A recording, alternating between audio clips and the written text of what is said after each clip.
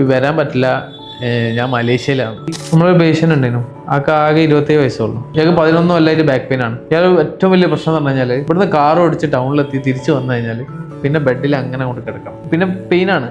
ആ ബെഡിൽ ഒരു 1 ഡേ എങ്കിലും റെസ്റ്റ് എടുത്തു കഴിഞ്ഞാൽ ആ പെയിൻ പോവുള്ളൂ. ആൾക്ക് പലതരം ബിസിനസ്സുകളും കാര്യങ്ങളൊക്കെ ഉണ്ട്. ഇതൊക്കെ ഇയാൾ വീട്ടിൽ നിന്നാണ് പരിപാടി ചെയ്തുകൊണ്ടിരിക്കുന്നത്. അതായത് സ്ഥിരമായിട്ട് ഡോക്ടറെ കാണിച്ചുകൊണ്ടിരിക്കുന്നുണ്ട്. അപ്പോൾ ഓരോ ഡോക്ടറെ അടുത്ത് പോകുമ്പോഴും സർജറി ചെയ്യാണ്ട് എന്ത് ചെയ്യാൻ പറ്റില്ല, നമുക്ക് ട്രീറ്റ് ചെയ്യാൻ പറ്റില്ല, സർജറി എന്നുള്ള അതന്നെ ആയിരിക്കണം. അപ്പോൾ അങ്ങനെ ഒരു ദിവസമാണ് നമ്മളൊരു ഫ്രണ്ട് ത്രൂ വന്നതാണ്. ആ പേഷ്യന്റ് അനലൈസ് ചെയ്തപ്പോൾ പേഷ്യന്റിന് MRI റിസൾട്ട് ഒക്കെ നോക്കിയപ്പോൾ ഡിസ്ക് ബൾജും കാര്യങ്ങളൊക്കെ ഉണ്ട്, നെർവ് റൂട്ട് കംപ്രഷൻ ഉണ്ട് ഡിസ്ക് ബൾജിൽ. ആ പേഷ്യന്റിന്റെ മെയിൻ പ്രശ്നം എന്ന് പറഞ്ഞു കഴിഞ്ഞാൽ കാലിലേക്കുള്ള തരിപ്പും വേദനയൊക്കെയാണ്. പേഷ്യന്റ് പിന്നെ നിൽക്കാൻ പറ്റില്ല, നിൽക്കുമ്പോഴത്തേനും കാലിന് മൊത്തം വീക്ക്നെസ് ഉള്ള പോലെ, ബലമില്ലായ്മ ഫീൽ ചെയ്യും. അങ്ങനെ ഈ പേഷ്യന്റിനെ നമ്മള് ഫുള്ളായിട്ട് അസസ് ചെയ്ത് നമ്മൾ പേഷ്യന്റിന് ഇതേപോലെ നമ്മളെ ഇവിടുത്തെ ഒരു 21 ഡേയ്സ് ട്രീറ്റ്മെന്റ് സജസ്റ്റ് ചെയ്ത് ഒരു ഡയറ്റീഷ്യൻ നമ്മൾ റെഫർ ചെയ്ത് കൊടുത്ത് അങ്ങനെ നമ്മൾ ഹോളിസ്റ്റിക്കലി പേഷ്യന്റിനെ അപ്രോച്ച് ചെയ്ത് പേഷ്യന്റിന് ഒരു 21 ഡേയ്സിന്റെ നമ്മളെ ഡീകംപ്രഷൻ തെറാപ്പിയിലും അതേപോലെ എക്സസൈസ് തെറാപ്പിയും നമ്മൾ അഡ്വാൻസ്ഡ് ആയിട്ടുള്ള ടെക്നോളജീസ് ഒക്കെ യൂസ് ചെയ്ത് പേഷ്യന്റ് ഒരു 70 to 80% റിലീഫ് കിട്ടി. അപ്പം 2 വീക്സ് കഴിഞ്ഞപ്പോൾ പേഷ്യന്റിനെ വിളിച്ചിട്ട് പറഞ്ഞ്